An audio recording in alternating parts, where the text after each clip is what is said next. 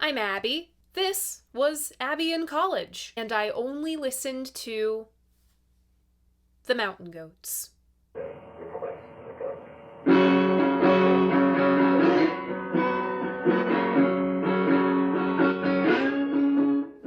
So welcome back, or welcome if this is your first time here. I'm Abby. I'm a music writer. I write about music, mostly the stuff in my vinyl collection, on my flagship series called Vinyl Monday. But this video will be different. Instead of doing a track-by-track breakdown of a classic album in my collection, I'm just spotlighting some music that meant a lot to me in a time in my life that I'm not in anymore. Yeah, this is gonna be making a lot of noise. Get used to it. I'll be spotlighting a few standout tracks on each of the albums we'll be looking at today. Take this video as my personal favorites list. I always add that in the Vinyl Monday favorites playlist on Spotify. I'll be going in depth on a handful of tracks on each of the albums we're talking about today, just so you get an idea, a feel for the artist, and I get to talk about the songs that had most meaning to me in my life. I'll be using the first album to illustrate who this artist is and what they write about, and the second album to illustrate how they tell a story and my personal connection with them, one that I lost but I've rediscovered as I wrote this. I am just letting this video be as emotional and vulnerable as it needs to be because this is emotionally charged music all around. We are not fucking around today, folks. It's forced me out of my usual format. But you know me.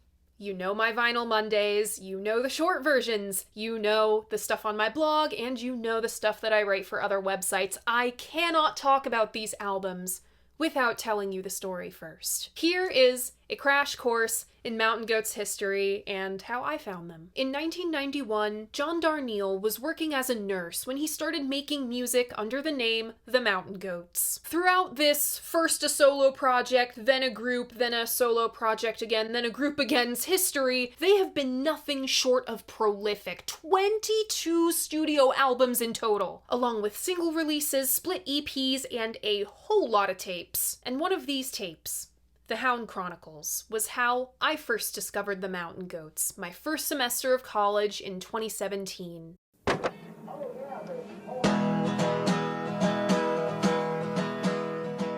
It was my first time on my own, as your first semester in college usually is, and that's usually when you start your journey of self-expression and self-actualization. My neighbors at the time, who were brothers, had a decent collection of Mountain Goats tapes and other obscura that we'd share when we'd hang out, drink warm beer out of the mini fridge, and straight Tanqueray because we were crazy people. I had never heard music like this. It was raw, completely unfiltered. As you can imagine, from such stripped-down production and arrangement, Mountain Goats material really focuses on the lyrics. A lot of Mountain Goats songs revolve around the complexities of people's everyday lives. Real life and love are rarely as simple as "love me do" and "I want to hold your hand." In a Texas Monthly piece, John said, quote, "If I'm writing about a place I haven't lived, there are still going to be people who have less. There are going to be people who are scrambling to make rent. There are going to be people who need a place to stay." In the late 1990s, the Mountain Goats played their first gig in Texas. The long drive between Denton and New Mexico inspired John. Quote,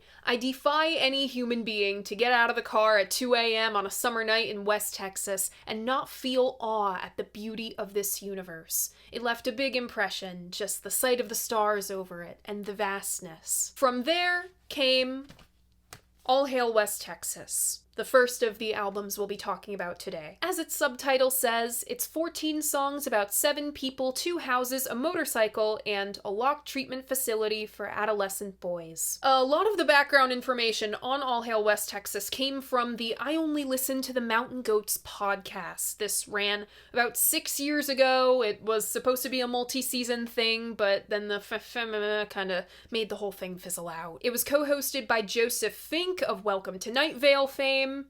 Welcome to Night Vale. That's a name I haven't heard in years. Ironically, for a handful of those podcast episodes, Joseph and John were sat right next to the very reels All Hail West Texas was transferred to by Alex Newport at a studio we've mentioned before on this series, or the main series, Vinyl Monday, Tiny Telephone in San Francisco. This is a first in my channel's history. We are covering a lo-fi album. Save for EQing, with the way John sings, you can imagine he's peeking the mic all over the place. This album was recorded as it happened through the mic on a boombox. John explained it on season 1, episode 7 of I Only Listen to the Mountain Goats. Quote, "You don't use a rock drill when all you need is a hammer, you know? If a hammer is what does the job, it is absolutely the best. And for me, the machine I was using for All Hail West Texas, we wouldn't be sitting here talking about it if I said, let's go into a studio and record these songs and flesh them out. To make the songs pop for that time, the Panasonic was the boy." I hadn't heard All Hail West Texas in full for about 7 years before I sat down to write this. But I don't think words can describe the inner glow I felt hearing the best ever death metal band in Denton for the first time since then. And it wasn't even from the first note played. It was from the hum of the gears in the boombox.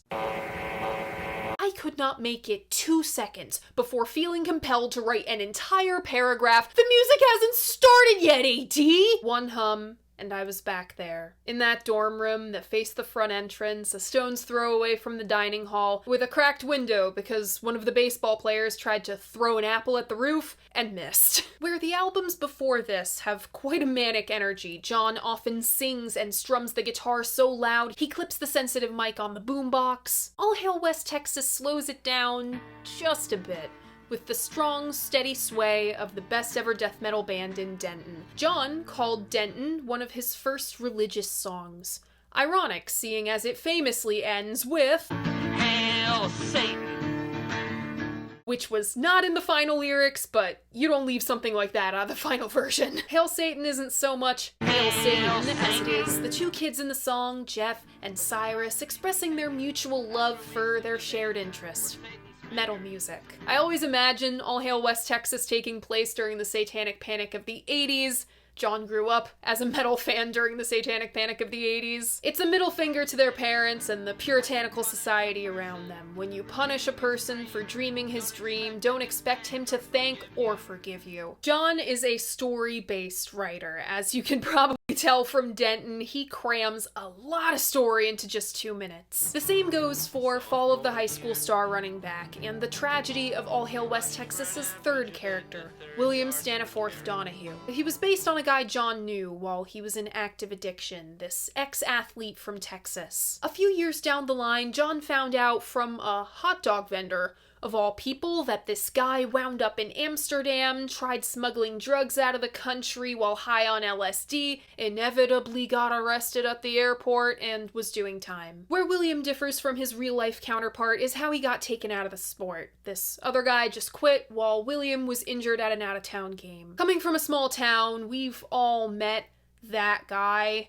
I would've gone pro if it weren't for my bum knee. But in that folk tradition way, Fall of the High School Star running back isn't just about William. Sure, he has it bad. Selling acid was a bad idea. Selling it to a cop was a worse one. He's 17 and doing federal time, charged a minimum of 20 years. But think of the black kid from a worse neighborhood than William's who got caught with weed and put in front of a judge with an agenda.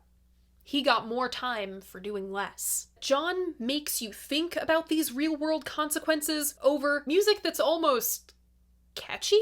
Across this album and the other one I'll be showing you today, there's these real bright, spirited, classic Mountain Goats riffs that exist in total opposition to the angst, anguish, and sometimes bleakness of the lyrics. That very essence is color in your cheeks. It name-checks a handful of specific places: Zimbabwe, Mexicali, St. Louis, across the street, and it has immersive, detailed songwriting from the point of view of someone in a transitional period in life. At the surface, Color in Your Cheeks is about an airport bar. The first ever Mountain Goats song was called Going to Alaska. Going to Alaska, where you can't go blind just by looking at the ground where fat is eaten. Kicked off this long, long going to series, a lot of John's work revolves around travel and transience in general. Or maybe the bar across from an airport. She came in on the red-eye to Dallas-Fort Worth all the way from sunny Taipei.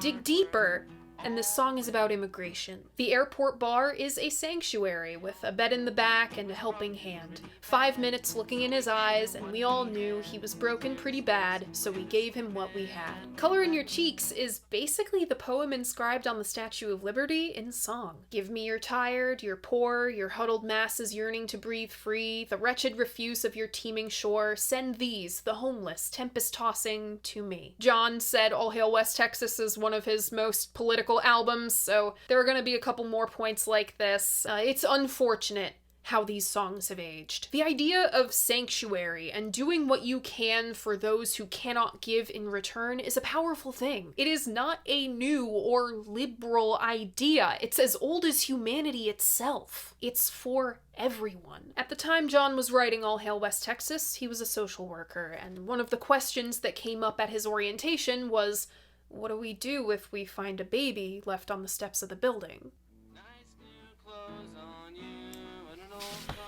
And then there's Pink and Blue. Out of all of the images in this album that have stuck with me, it's the mashing of the bananas in the coffee cup, because the narrator is a young mom who clearly sees giving up these twins, Pink and Blue, as the last option, and this act of mashing the bananas is like the last act of care before giving up her motherhood.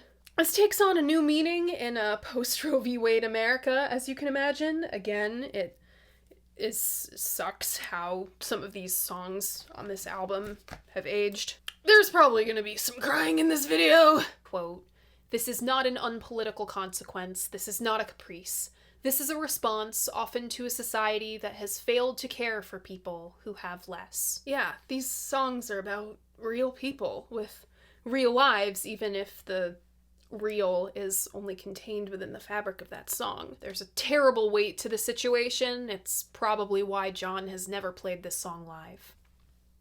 I just had to break for a bit. Travel, transience, and sanctuary, which comes from this religious undercurrent in a lot of Mountain Goats music. All of that is emblematic of what the Mountain Goats are about. But if you want to get to the core of how John was writing in this era, fan favorite Jenny might just be it. It's one of John's favorites too. He loves this character so much, he wrote a sequel album about her. I think fans and artists alike love Jenny because how John wrote her is so quintessentially Mountain Goats. How might that be? Bright chords played hastily, clipping the mic, plenty of palm muting, the narrator's passion bursting forth. The melody is just as bright, but with a lingering undercurrent of sadness. There's hyper-specific lines like 900 cubic centimeters of raw whining power. Love that he put the H in front of the W like a Texan accent. I had to redo that take a few times. John's writing is quite wordy. The lyrics are laced with simple professions of love, noting the smell of her hair. It's contrasted with a slam the world universal devotion. You pointed your headlamp into the horizon. We were the one thing in the galaxy God didn't have his eyes on.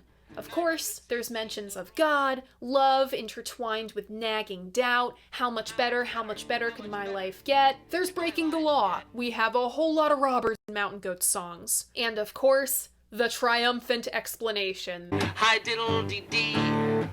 God damn. The pirate's life for me. Though she feels so real to us, Jenny is just a memory. That's a crucial device of Mountain Goat's writing. The narrator hears her name, and in an instant, all the memories just come flooding back to them. In this universe, love isn't just toxic. It's not always you ain't nothing but a hound dog crying all the time. This is illustrated in two of my favorite songs on this album, back to back, Riches and Wonders and The Mess Inside. Riches and Wonders is about being so in love, but having it corrupted by the gut-wrenching fear that you'll never truly be comfortable with someone. All these beautiful professions of love and companionship are undercut with, and I want to go home but I am home. The mess inside, on the other hand, is the realization that a once beautiful relationship is devoid of all love or willingness to leave it, and nothing can ever revive it, not even a crazy cross-country trip.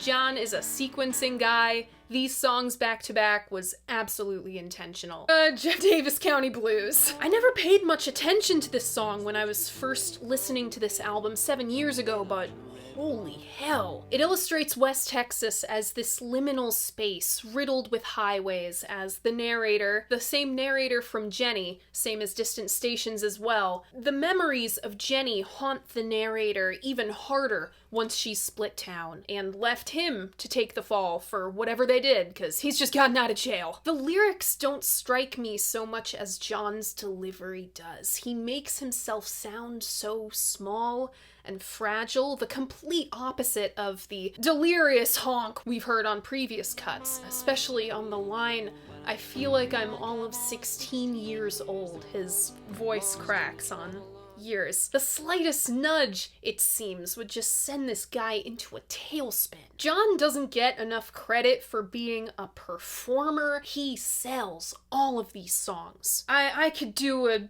full write-up for any one of these. The Mess Inside, I already mentioned that. Blues in Dallas, only song on here that doesn't use a guitar. Source Decay is wonderful. Absolute Lithops Effect. This revolves around a scenario John's written about over and over and over again in his career, sitting alone and waiting for something to happen. He perfected this, in my opinion, on Woke Up New off Get Lonely. A wonderful closer for All Hail West Texas. It's like the camera pans out on us, sitting alone and waiting. Just like the narrator. All that's around us is the room and the static which fills it. All Hail West Texas is the very antithesis of a Vinyl Monday album. Sometimes they're recorded quickly and cheaply. Most of All Hail West Texas was written in a week while John's wife was away. But Vinyl Monday albums are most certainly not recorded through a boombox. They're orchestrated efforts with studios, session players, union guys, and their lunch breaks. Hell, they even have producers, electric guitars, and drums. What about that? Quote, "My whole project up to a certain year was demonstrating, or attempting to demonstrate, that you do not have to do anything but know your basic way around putting a song together and a commitment to telling the story you're telling with the song." John was talking about chords here, but I think this applies wonderfully to the ethos of All Hail West Texas as a whole. All Hail West Texas is the raw Mountain Goats at its finest, distilling the very essence of John's writing at this time into 14 songs about real lives intersecting with this liminal space in the middle of the desert. But after this, we take a turn. Transience, sanctuary, memory. What else does John like to write about? Toxic relationships. It's arguably what the Mountain Goats do best. Songs about miserable people in codependent relationships. From the liner notes of this album. Stay wherever the hell you are. Take the train down here if you get a chance. Drive out to the airport. You can't make me leave. I loved you. I love you. There are no windows or doors and the walls are on fire. You can get out if you're committed to the effort. It's easy to get out if you just believe in yourself. You have really let yourself go. You are not what you used to be. You are lovely beyond compare, beyond compare, beyond compare. We have no house. Our house would be a lovely southwestern ranch if it had a roof. Our house is a lovely southwestern ranch. I'll take as much of this as I can possibly bear. I am going to take this a little while longer. I am not going to take this anymore. After All Hail West Texas, John's work shifted from songs about travel to songs about a place and the people that lived there. Just 9 months after All Hail West Texas, John completed his other long-running series about a couple trapped in a loveless marriage in Tallahassee. In the 9 months between All Hail West Texas and Tallahassee, the Mountain Goats signed to their first major label. We're on here. There. 4AD. Hey! I'm AD! This means that A, the guys have a producer, Tony Dugan, and B, the guys have about 100% more budget. Yes, guys. C, the Mountain Goats are 2 people now. John planned to record another lo-fi album, but bassist Peter Hughes said, no, wait. We should take advantage of studio resources like more instruments. So Tallahassee made the tradition of beautiful piano-based Mountain Goats ballads possible. Piano did crop up first, but it's fully realized here. When 480 asked what John might want to write this album about, he said something along the lines of, well, I've been writing about this alcoholic couple for a while. I notice when you leave the gas jets on sometimes, but I don't mind leaving. Well, it's any day now. Warn you, but something's happening. Warning you went away. This was the Alpha Couple series. Just as we've temporarily departed from writing about a place and the people who live there, Tallahassee is a huge sonic departure. It was recorded in a studio, for one, at Tarbox in New York State. There's guitars, of course, piano, bass, drums, even a famous guest or two. The Alpha Couple's story, as it appears on Tallahassee, begins on First Few Desperate Hours. From the beginning, these two are cursed. From this song's ominous opening line, bad luck comes in from Tampa. You know that couple of regulars from the towny bar who never should have gotten together? The guy with the greasy mullet and the fading tattoos, and the lady who's been smoking so long that her teeth are yellow and her skin is gray? That's the Alpha Couple. The curtain has lifted on the first few desperate hours after their shotgun wedding as they're cruising around doing 90 on the interstate in the rain. What could possibly go wrong? We are immediately faced with signs of paranoia and damnation. Cloven hoof prints show up in the garden, like the 4 horsemen of the apocalypse. The sun accuses them, peeking in like a killer through the curtain.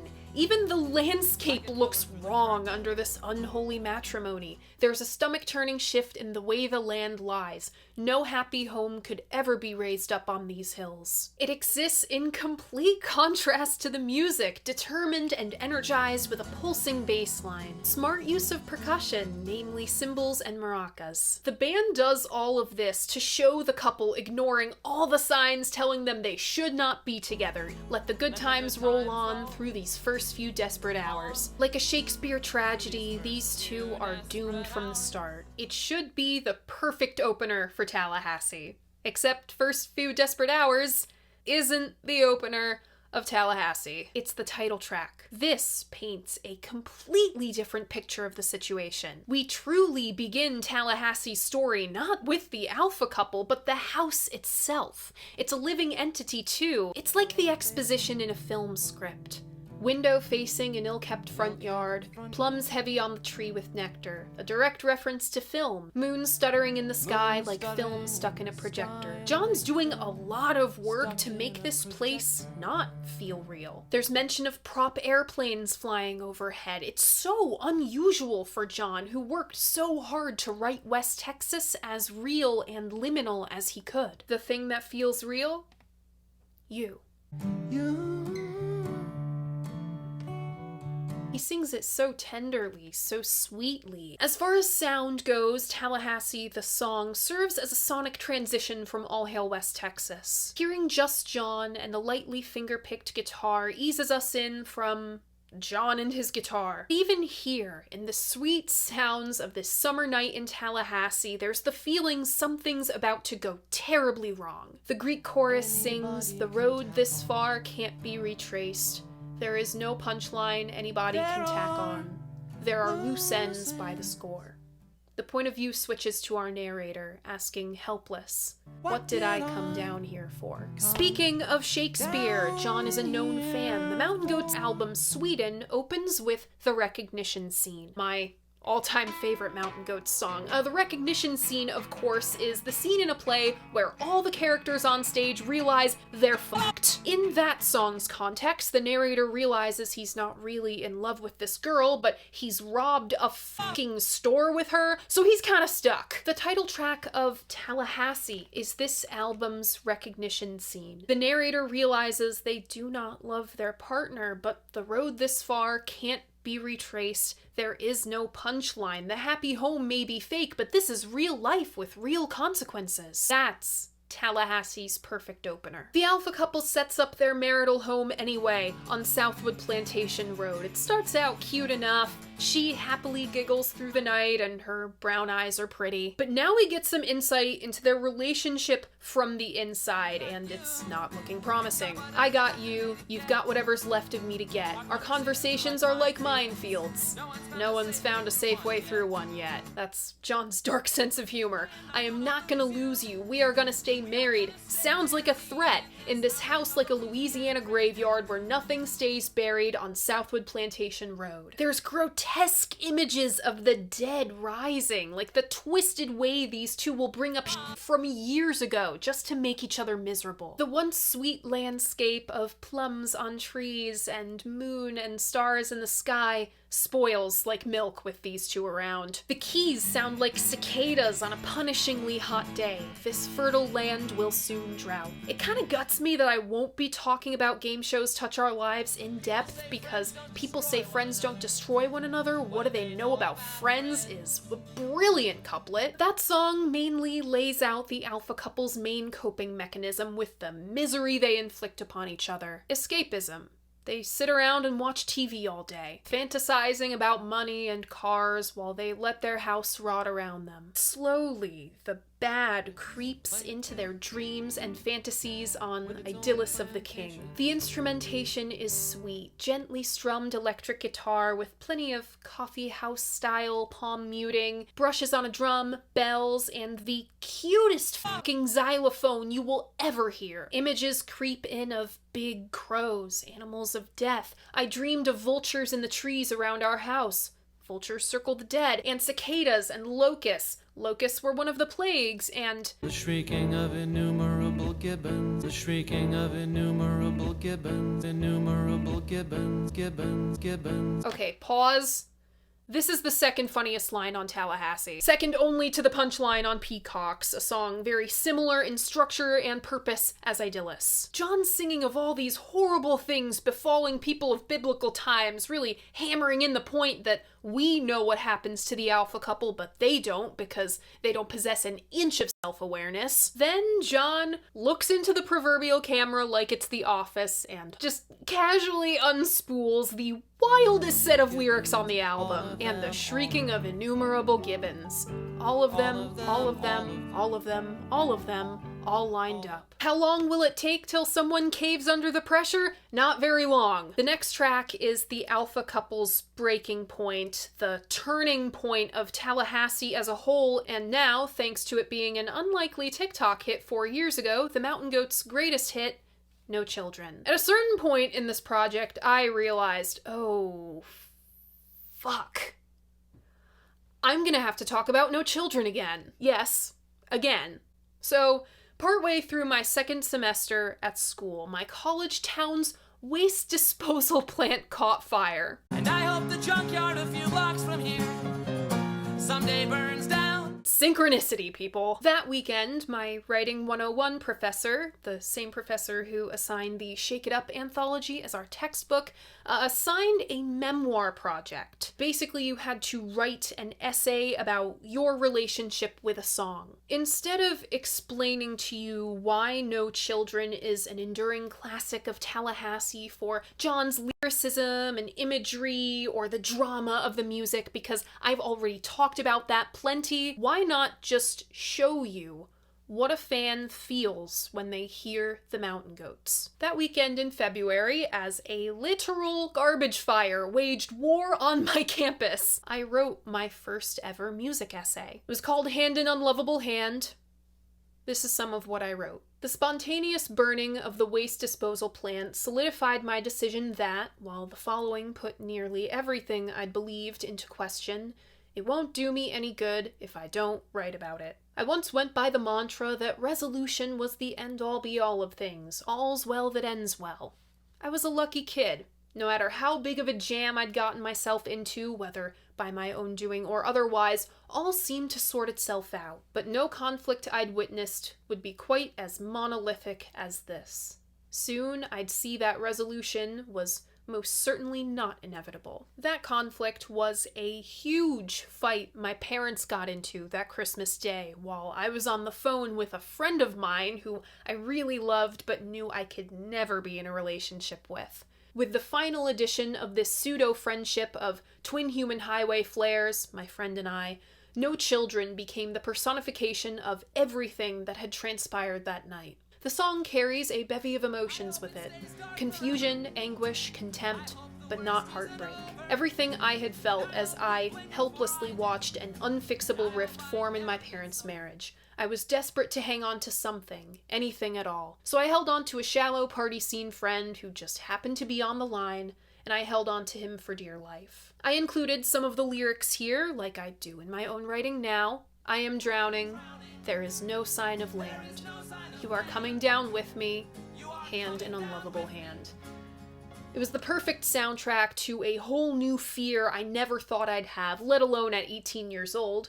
What if I end up just like the couple in the song? What if I too end up so bitter and miserable in a marriage that I hate my lover and myself, but I'm so indifferent that I don't care to leave? What if I find myself stuck in something worse than dying alone? I'd always wanted I Can't Live Without You, but I'd never seen the ugly side of it until that night. That's what No Children is, indifferent and bleak. The two ugliest things you can be in love. And the ugliest thing you can have in love is conflict unresolved. Resolution did come for my parents. 2 long years later, they finally announced their divorce on Thanksgiving Day.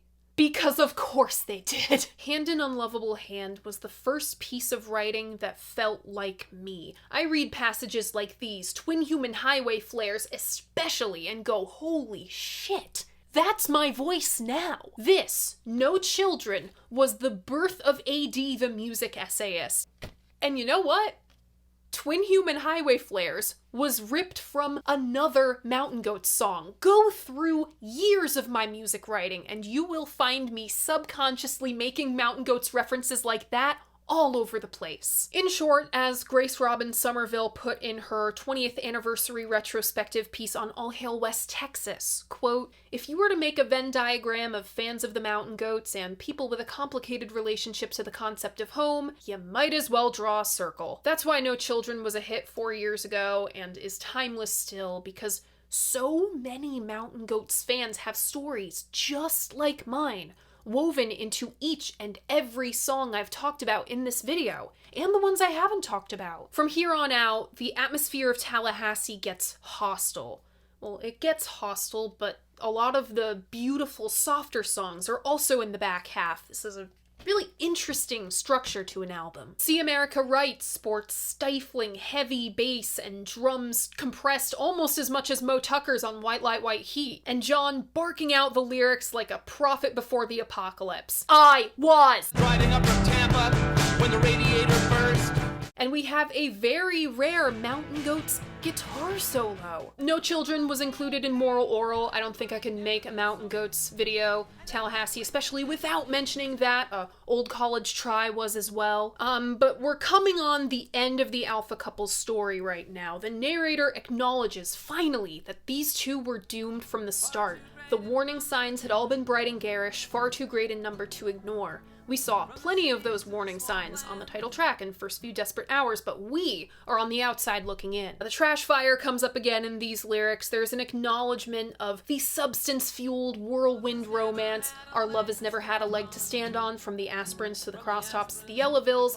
Their wedding vows really aren't very romantic. This is the closest the alpha couple ever get to being self-aware, but then they go ahead and destroy each other anyway. Their breaking point comes on the second to last song, Oceanographer's Choice. We hear this very physical fight going down in the music, and chaotic, messy, scathing guitar, absolutely doomed piano chords. We can practically see these two throwing each other around the house, breaking glass, smashing furniture, putting out cigarettes, and the acceptance that one is about to do something to the other they can never take back. What will I do when I don't have you? What becomes of these two? It depends on how literally you take the lyrics. At a gig in Iowa in 2015, John alluded to the couple divorcing by burning down the house with both of them inside it, but, quote, we don't really know. This is the last we see of them. Their grisly fate is contrasted by the classic bright Mountain Goats guitar. Since we have not seen the bodies, it feels like they aren't buried. Their story is over, but left unresolved. The curtain falls on Tallahassee. It officially closes the chapter on the alpha couple, and therefore the lo-fi era of the Mountain Goats as a whole, including All Hail West Texas. Well, there is songs for Pierre Chauvin, but that's not for another 18 years. Describing any song in depth after No Children just feels meh.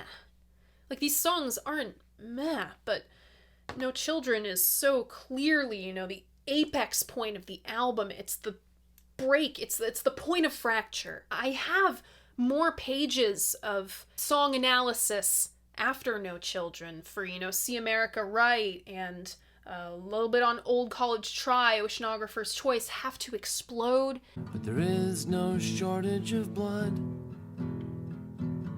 The way I feel I'll have all of those pages in the blog post, but I think going back to the very beginning like this, that's where this video is gonna end. Two pivotal albums in the Mountain Goats' career, All Hail West Texas and Tallahassee, released just months apart, were both halves of the Mountain Goats thus far. Both capture the band at their core essence, harrowing stories about real people and their real lives. After this, John's writing took another heel turn. The next two albums were him turning inwards, We Shall All Be Healed, about addiction, and you haven't seen this since probably my very first vinyl collection video, The Sunset Tree, about his childhood. This video could have easily been all three of these albums, but I had to draw the line somewhere. Then he went on writing about heretics and wrestlers and goths. There's a whole sequel album to All Hail West Texas, as I said, and there's an album about Dungeons and Dragons. There is a wealth of stories like these to hear, and they're all about being an outsider in some way, shape, or form. I think that's the one Mountain Goats quality I didn't manage to touch on in this video, which is ironic, seeing as, hey, a lot of my writing comes from being an outsider. There was a time in my life where I could say, I only listened to the Mountain Goats. I made it a mission in life to convert as many of my friends, classmates, anyone who would listen to the Mountain Goats. And I only ever succeeded in one. You need to understand, I was one of those awful fans who could tell you exactly when John recorded a song by just hearing the obligatory beginning of song tape hum. At the height of my fandom, I wanted a tattoo of the waveform of the gear hum that Sweden opens with. It didn't take long for me to start wanting that tattoo again. That's the magic of the Mountain Goats. Having material so close to such a tender time in my life forced me out of my usual format. People are gonna call this video messy. They're gonna call it low effort. They're gonna call it this and that, and it's not up to the standard of Vinyl Monday, and I follow you for the backstories, and blah, blah, blah. I can't box these big feelings into packaging, personnel, story, release, and review. Would be doing it a disservice. I don't know when I stopped listening to the Mountain Goats. The last show I went to was in 2021, a few months after I graduated. They're so emblematic of that time in my life. When I go back and listen to that music, not just the Mountain Goats, but Neutral Milk Hotel, Modest Mouse, Sun Kill Moon, Arcade Fire. If you get me talking about the suburbs, I will not shut the fuck up. I listen to all of that now, though, and it sounds so open and raw. Unsustainably so. This project forced me back into the time that made me a writer. I'm going back to the primordial soup. It's so messy, uncomposed, emotional, unobjective. In being forced out of my comfort zone this way, talking from the point of view of Abby and not Abigail DeVoe, this is the freest I've felt writing about music in a long time. Free is not comfortable. You think it's comfortable to jump out of a plane without a parachute? There's a lot of discomfort in this music. The only thing I feel that would heal me more than this is a repressing of Sweden. John, if you're watching this, you did it with The Coroner's Gambit. I know you can do it with Sweden too. That younger version of me, the 18-year-old insufferable art student who unknowingly pushed over the first domino. My God, she was an arrogant prick, but one professor saw her brilliance and assigned her Lester Bangs to write about. And she was brilliant. Reading Hand in Unlovable Hand for the first time in a few years, I thought, wow, it took years for the rest of my writing to catch up with this. I lost contact with that old professor. The last time I saw him was on campus, my last year of school. He doesn't work at my old college anymore, so whatever email there was through the university would be defunct by now, and whatever phone number he had would have been on my old syllabus, which I stupidly threw out several years ago. I check the obituaries every once in a while. Nothing's come up, so I'm hopeful.